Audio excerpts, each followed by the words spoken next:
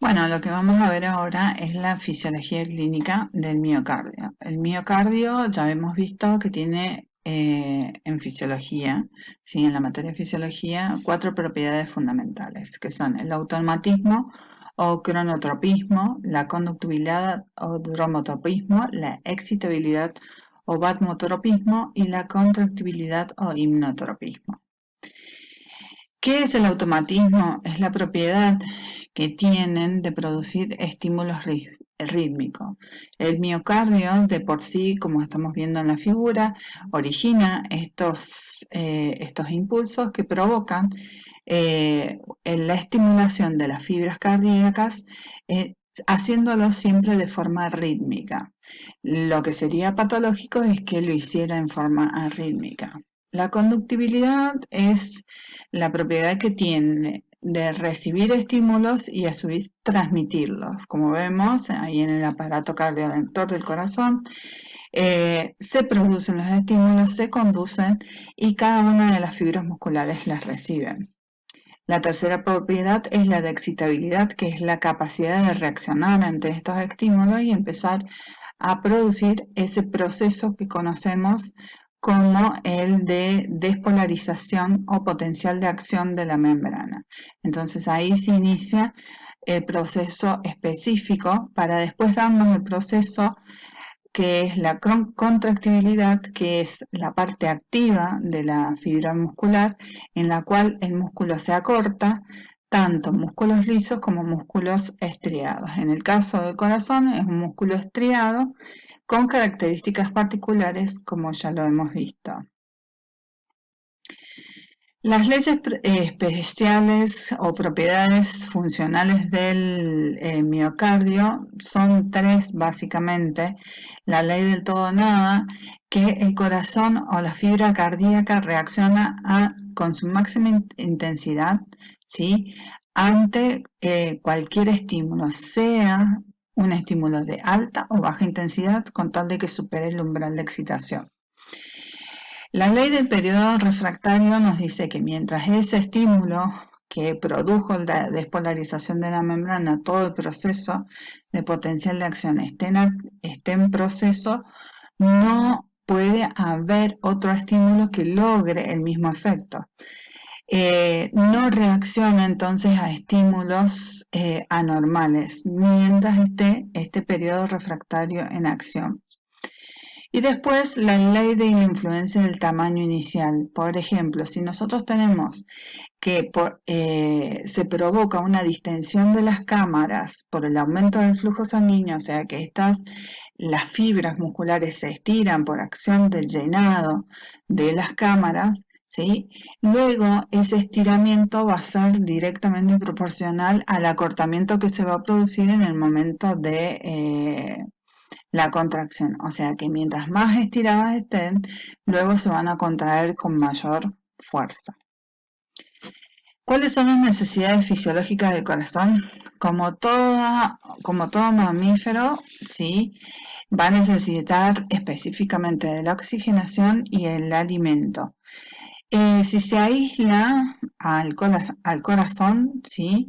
Y se le somete a la perfusión, o sea, a la irrigación, se puede mantener contracciones rítmicas y continuadas durante un tiempo, ¿sí? Entre las temperaturas de 26 a 40 grados Celsius, el corazón trabaja normalmente, ¿sí? Aunque puede haber algunos ocasionales cambios de ritmo, pero eso depende específicamente de la temperatura. Y es importante la composición del líquido para mantener al corazón. El calcio es necesario, pero no tiene que ser excesivo. Pero si es excesivo y la concentración es normal y hay ausencia de potasio, lo que no vamos a tener es una relajación de la sístole. O sea que la sístole se va a ver aumentada y puede producir y detener al corazón en esa fase. El metabolismo del músculo cardíaco específicamente trabaja con todos los sistemas energéticos, especialmente trabaja con la glucosa y con las grasas y experimentalmente se ha visto que puede trabajar con aminoácidos o proteínas. El ácido láctico también se puede llegar a acumular, pero en muy mínimas cantidades. Nada más que logra ese reciclado. Las reacciones químicas tienen lugar en el miocardio y específicamente como lo tiene cualquier músculo esquelético, ¿sí? El marcapaso del corazón es ese sistema cardionector que nosotros estuvimos viendo, o sea, que comienza con el nódulo sinusal. El nódulo sinusal es el que le va a dar el ritmo al corazón y el que le va a imprimir, ¿sí? El estímulo para que comiencen contrayéndose en primera instancia las aurículas y luego los ventrículos. El nódulo sinoauricular, ¿sí?, da de 40 a 150 impulsos por minuto. Después le sigue, si estuviera ausente el nódulo sinoauricular, el que tomaría el mando sería el nódulo aurículo-ventricular, que daría de 30 a 50 impulsos por minuto, que esos no serían suficientes como para abastecer justamente la cantidad de contracciones al cuerpo humano. Finalmente, el haz de His, si estuviera en solitario, lo haría entre 18 y 30 impulsos por minuto. Cuando ocurre un cambio de potencia, el marcapaso del corazón está situado en el nódulo sinoauricular, que ya hemos hablado, que se encuentra en la aurícula derecha. Este nódulo sinoauricular es el que se encarga de enviar los impulsos al resto del miocardio para que éste se contraiga en forma, en primera instancia, de aurículas y luego ventrículos. Cuando ocurre un cambio de potencial suficiente, entonces la fibra muscular se contrae y provoca la despolarización de la membrana, el periodo de contracción específico y luego la relajación. El nódulo sinoauricular nos va a dar entre 40 a 150 impulsos por minuto. El aurículo ventricular suele suplirlo en los casos en que tenga inconveniente, pero nos da frecuencias mucho más bajas, por lo cual no puede subsistir por mucho tiempo la persona en ese estado, porque nos dan entre 30 a 50 impulsos por minuto, y el fascículo de His nos daría de 18 a 30 impulsos por minuto.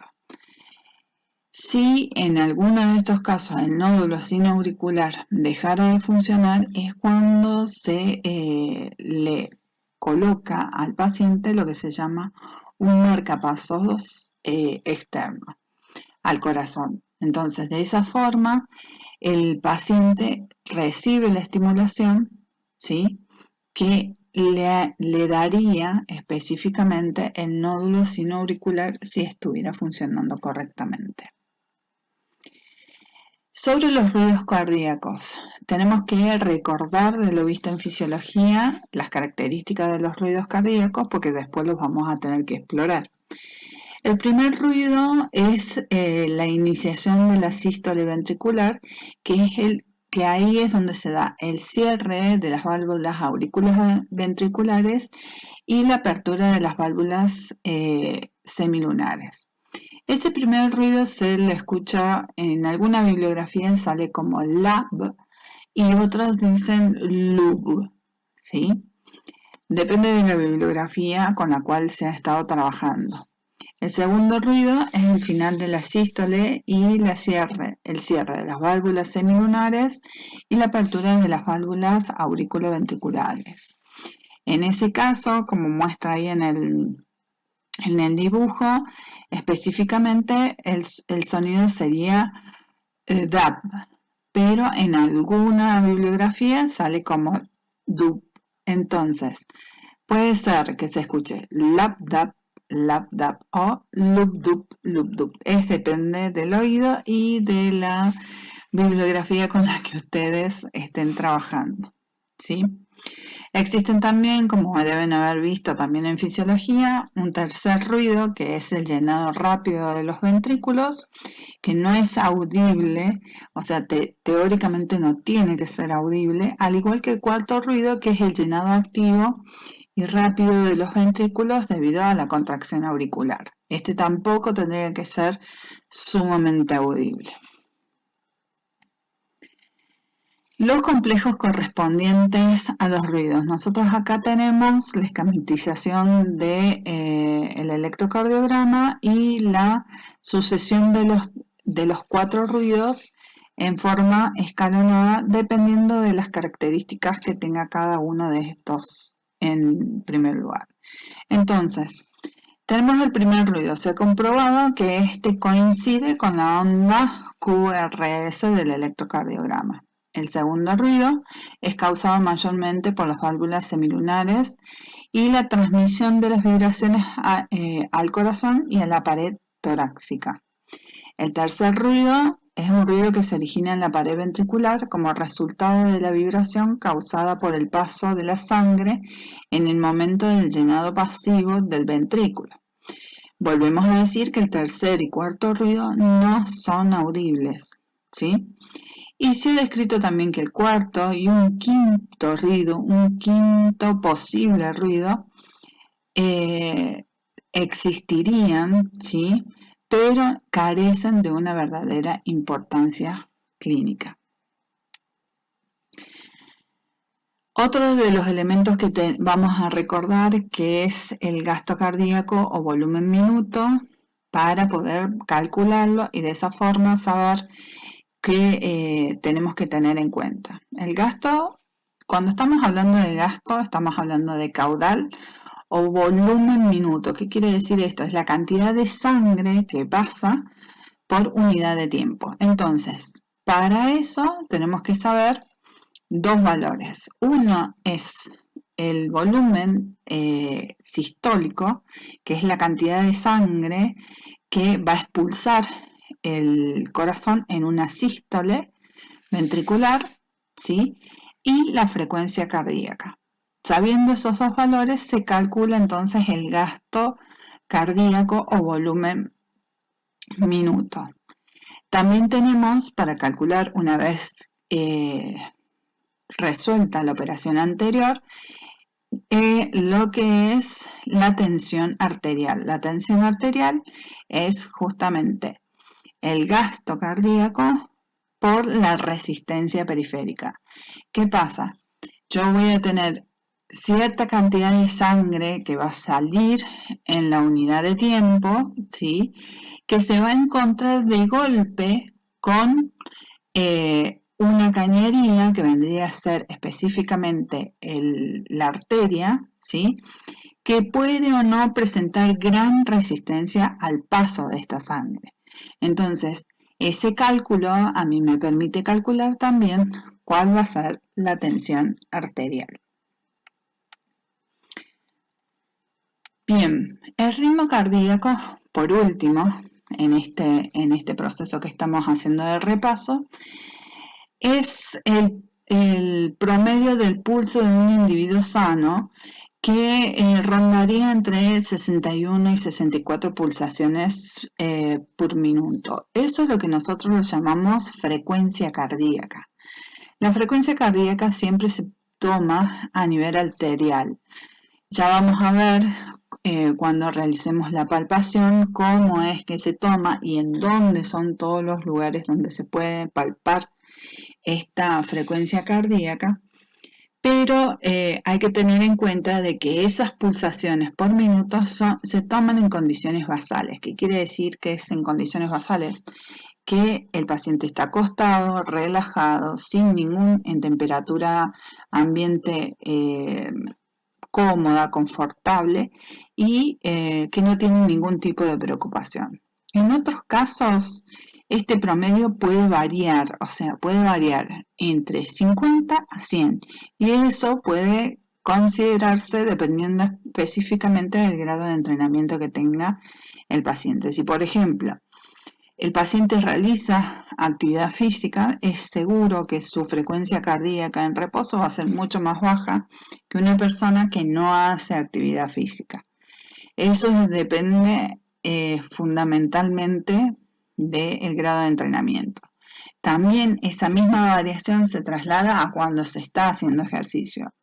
Personas que directamente nunca han realizado ninguna actividad física y se los pone a trotar con una persona que ha hecho actividad física alguna vez y hacen el mismo trote, vamos a encontrar grandes diferencias entre el ritmo cardíaco de uno y del otro. Seguramente en el entrenado vamos a tener una frecuencia cardíaca muy baja a comparación de una persona que no ha hecho actividad nunca.